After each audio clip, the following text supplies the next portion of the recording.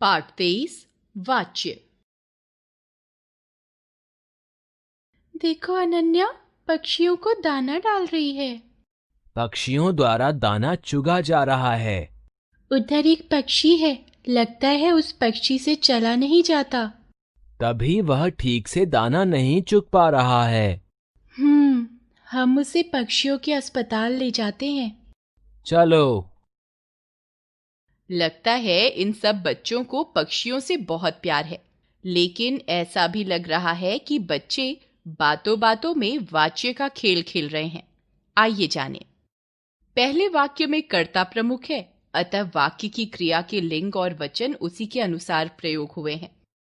दूसरे वाक्य में कर्म दाना प्रमुख है, इसलिए क्रिया के लिंग और वचन उसी के अनुसार प्रयोग हुए हैं। तीसरे वाक्य में भाव यानी चलने की प्रधानता है, इसलिए क्रिया उसी के अनुसार अन्य पुरुष, एकवचन एवं पुल्लिंग की प्रयोग हुई है। वाक्यों में कर्ता, कर्म और भाव की यही प्रधानता वाच्य कहलाती है। वाच्य का शाब्दिक अर्थ है बोलने योग्य यानी मुख्य बात, अर्थात किसी वाक्य में वह बोलने योग्य बात क्या है जिसके लिए वाक्य की रचना की गई है। वाक्य में कही गई कोई भी मुख्य बात उसके कर्ता, कर्म अथवा भाव से संबंधित होती है। वाक्य में कर्ता, कर्म अथवा भाव की यही प्रधानता वाच्य कहलाती है। इस प्रधानता अथवा वाच्य को क्रिया व्यक्त करती है। इस प्रकार हम कह सकते हैं कि वाच्य क्रिया का ही एक रूप है। अतः हम कह सकते हैं क्रिया के जिस रूप से यह ज्ञात हो कि वाक्य में क्रिया का प्रधान विषय कर्ता, कर्म या भाव में से कौन है, उसे वाच्य कहते हैं। वाच्य के भेद। वाच्य के 3 भेद होते हैं: कर्तृवाच्य, कर्मवाच्य, भाववाच्य। कर्तृवाच्य। कर्तृवाच्य में कर्ता की प्रधानता होती है। क्रिया के लिंग तथा वचन कर्ता के अनुसार प्रयोग होते हैं, जैसे विवेक चिट्ठी पढ़ रहा है, बिल्ली दूध पीती है, गोपाल ट्रक चलाता है। वाक्यों में क्रियाएं क्रमशः कर्ता, विवेक, बिल्ली और गोपाल के अनुसार ही प्रयोग हुई हैं, इसलिए ये कर्तृवाच्य के वाक्य हैं।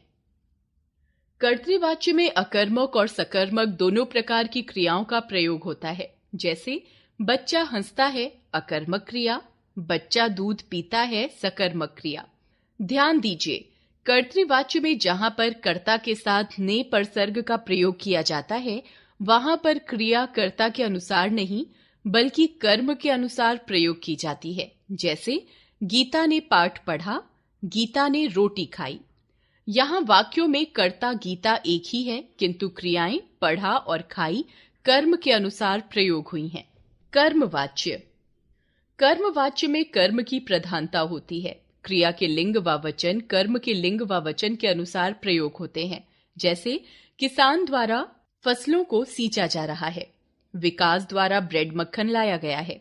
इन सभी वाक्यों में क्रियाएं क्रमशः कर्म, फसलों, ब्रेड मक्खन के अनुसार प्रयोग हुई हैं, अतः इन वाक्यों की क्रिया कर्मवाच्य की है। कर्मवाच्य में सदैव सकर्मक क्रिया का प्रयोग किया जाता है। कर्मवाच्य के प्रयोग स्थल। कर्मवाच्य का प्रयोग निम्नलिखित स्थानों पर किया जाता है: जहां कर्ता अज्ञात हो, जैसे लोगों को सूचित कर दिया गया है, ऐसी बात सुनी गई है। अनजाने में अनचाही क्रिया के घटित होने पर, जैसे गिलास टूट गया, दूध गिर गया। जहां कर्ता को प्रकट न करना हो, जैसे उसकी घड़ी चोरी हो गई है, अपराधियों को पकड़ा जा रहा है। कानूनी भाषा, सूचना, विज्ञप्ति, सुझाव देने आदि में जहां कर्ता निश्चित नहीं होता है, जैसे कानून तोड़ने वाले को सजा दी जाएगी, गवाह को पेश किया जाए। अशक्तता या असमर्थता दिखाने के लिए, जैसे अब और नहीं खाया जाता, मुझसे दौड़ा नहीं जाता। भाववाच्य। भाववाच्य में भाव की प्रधानता होती है और क्रिया सदैव अकर्मक और भाव के अनुसार प्रयोग होती है।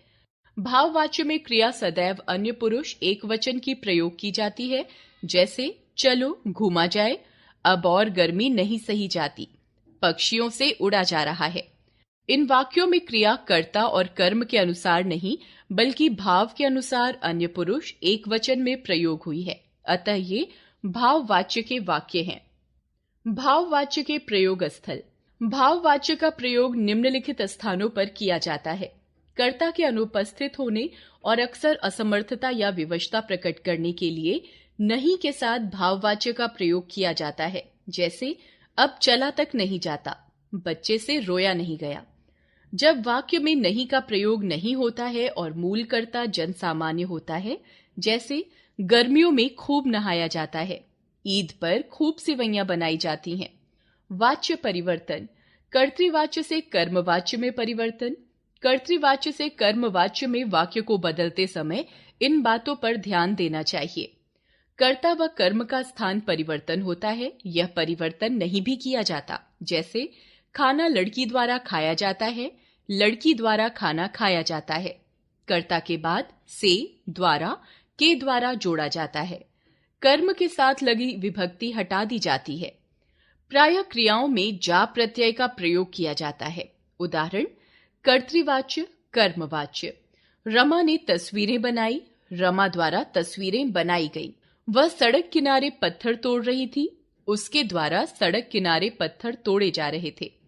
पुत्र ने पिता को पत्र लिखा, पुत्र द्वारा पिता को पत्र लिखा गया। तुलसीदास ने श्री रामचरितमानस लिखी, तुलसीदास द्वारा श्री रामचरितमानस लिखी गई। लड़कियां नृत्य कर रही हैं, लड़कियों द्वारा नृत्य किया जा रहा है। विपुल गेंद खेलेगा, विपुल द्वारा गेंद खेली जाएगी। सभी छात्र लेख लिख रहे हैं, सभी छात्रों द्वारा लेख लिखा जा रहा है। कर्तृवाच्य से भाववाच्य में परिवर्तन। कर्तृवाच्य से भाववाच्य में वाक्य को बदलते समय इन बातों का ध्यान रखना चाहिए। कर्ता के बाद से, के द्वारा या द्वारा लगाया जाता है। भाववाच्य केवल अकर्मक क्रियाओं द्वारा बनाए जाते हैं। जा धातु के क्रिया रूपों को काल के अनुसार जोड़ा जाता है। उदाहरण, कर्तृवाच्य, भाववाच्य। पक्षी आकाश में उड़ते हैं, पक्षियों से आकाश में उड़ा जाता है। विजय इतना नहीं खा सकता, विजय से इतना नहीं खाया जा सकता। अब राकेश चल सकता है, अब राकेश से चला जाता है। राजू तेज भागता है, राजू से तेज भागा जाता है।